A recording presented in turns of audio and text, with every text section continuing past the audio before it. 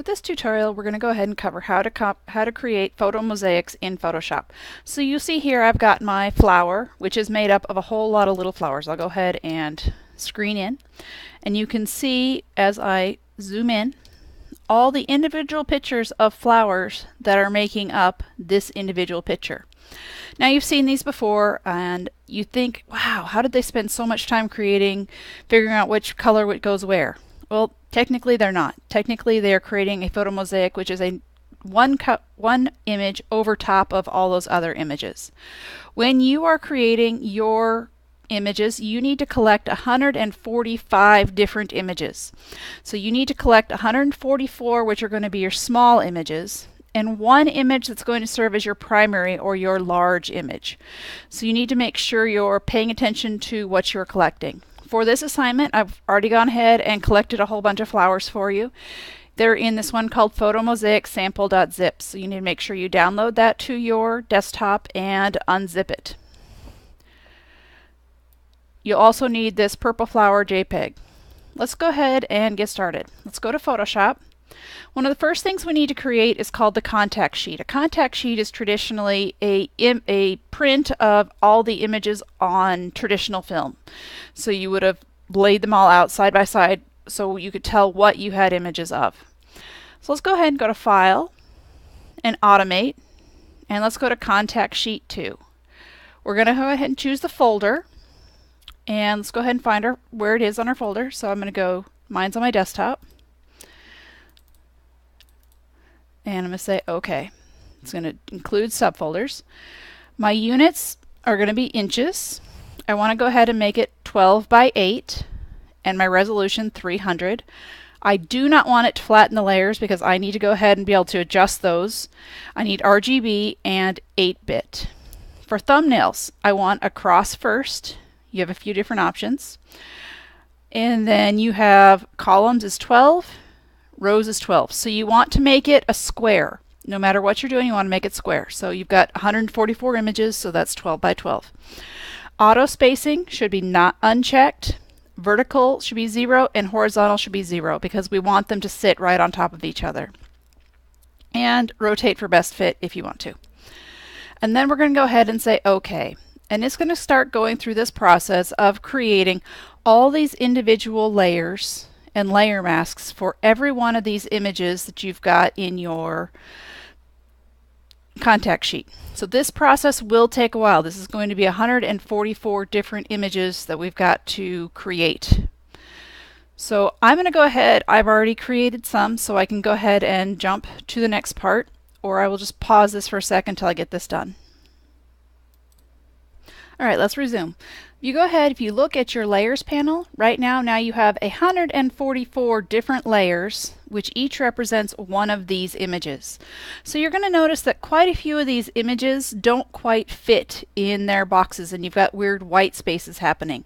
We don't really want that to happen. We don't want to show, we want to be continuous. So let's go ahead, go to our Move tool, and make sure our Auto Select is set to Layer. And I'm going to go ahead and click on one of these that I can tell is too small. And because we did auto select layer, it's automatically going to take us to that layer mask. I'm going to go ahead and unclick it, break the link. I'm going to hit Alt and I'm going to stretch it, and it's automatically going to fill that hole for me. I'm going to hit Enter to do that transform.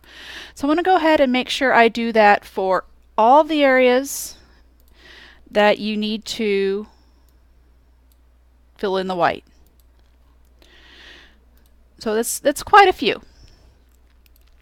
So I've got it mostly done over here. I'll do a couple more and fix those because I've already output this once.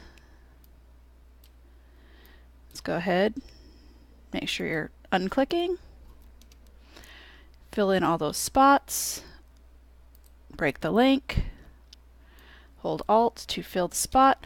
You can also use your arrow keys here to nudge if you want to make sure it fits a little bit differently in your boxes. This one's a little bit small, so I'm going to go ahead and blow it up, and let's grab this one as well.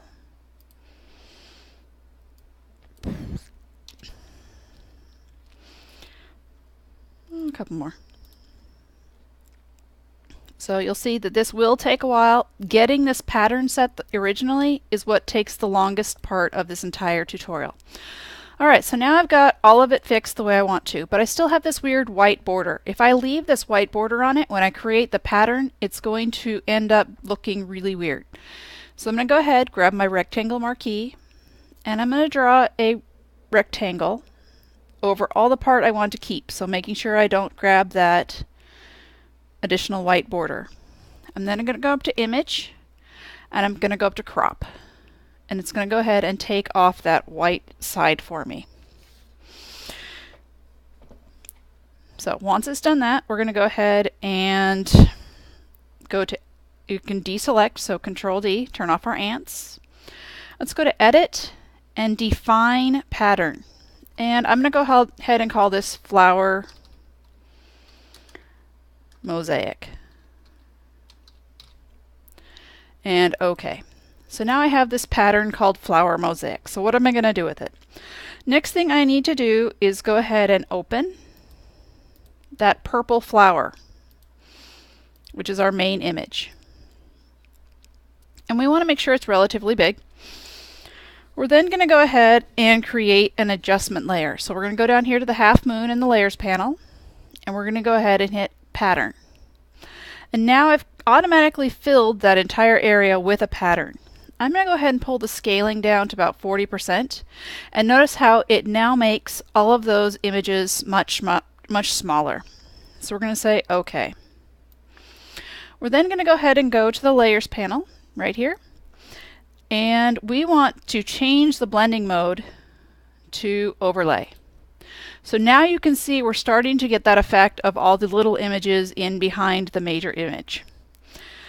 But we want to play with it a little more. In order to do that, we want to be able to adjust this background image. I'm going to go ahead and unlock it. I'm going to right click on it. No, I'm not. I'm going to go to the hamburger menu, and I'm going to do Convert to Smart Object, which will make it a non-destructive way of playing with this image, and it'll make it work better. So Image, Adjustments. We want to come down here to Shadows and Highlights. And if your Show More options isn't showing, go ahead and pop that down. And I want you to see all the different ways that you can adjust the way the color is going to, and shadows and highlights, affect your image itself. So I want you to go ahead and play until you get to kind of something that you like. When you got it, say OK. So I like it, but I want my pattern to be a little bit smaller. I'm going to go ahead and double click on this thumbnail over in the Layers panel, and I can change it to 30, I can change it to 15. It's totally up to you as to how small you want those images to be. You can even go as small as 1. And 1 is really tiny, so probably don't want to do that. That's 5. I'm going to bump up to 15 because you still want to be able to see those individual images within your process. Alright, so now I've played with the scale there. I can now play with the opacity. I can decide I don't quite like the way these shadows are working.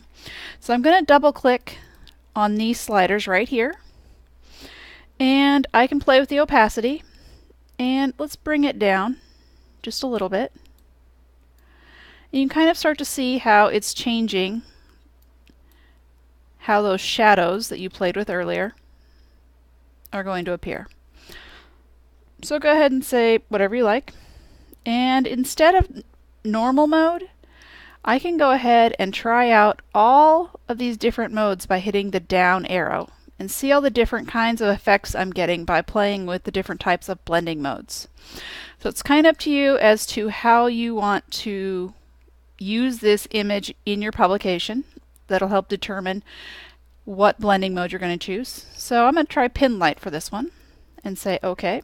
You can always go back in, double click, and decide to change it if you like. So now you've created this photo mosaic. You're going to do a File, Save As, name it first initial, last name, Purple Flower Mosaic, PSD, and that's all you need to do to create this photo mosaic.